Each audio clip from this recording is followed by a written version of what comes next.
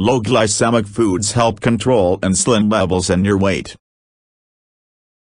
Some currently popular eating plans like the Perricone Prescription, A Week in the Zone and the Protein Power Lifeplan recommend low glycemic foods. The theory is that sugar and high glycemic carbs that rapidly convert to sugar trigger a release of insulin to control the level of sugar in the bloodstream. Excess sugar in the bloodstream is inflammatory and causes a cascade of free radical damage. To explain how dangerous this is, Perricone points out that diabetics with poorly controlled blood sugar age 1/3 faster than non-diabetics and are prone to kidney failure, blindness, heart attack and stroke. So insulin comes to the rescue to clear the excess sugar from the bloodstream. And what do you suppose the insulin does with all this sugar? It stores it as fat, and worse yet, until the insulin sweeps up the excess sugar, it runs rampant throughout the body causing glycation and cross-linking of the body's collagen. The effect is visible on the skin, which becomes leathery and inflexible as we age. Though it can't be seen,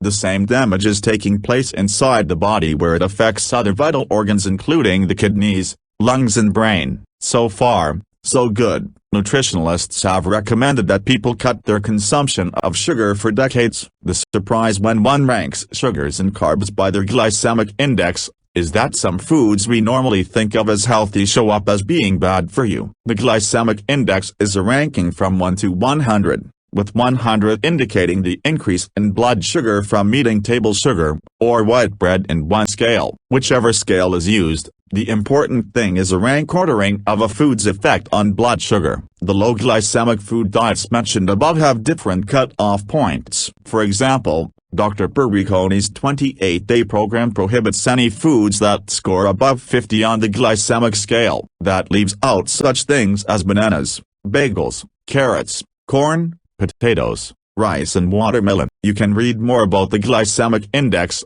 GI, and view the whole table http://www.mendoza.com/gi.htm here. This site is authored by David Mendoza, a freelance medical writer and consultant specializing in diabetes. The site is a gold mine of information. Mr. Mendoza points out that a food's glycemic index tells you how rapidly a particular carb turns into sugar, but not how much of that carbohydrate is in a serving. In other words, it's not just the quality of the carb, but also the quantity, that counts. The version of glycemic index on his site, courtesy of Professor Jenny Brand-Miller of the University of Sydney, includes a column called Glycemic Load, GL, as well as a column of serving size in grams. A glycemic load of 20 or more is considered high, 11 to 19 is medium and 10 or less is low.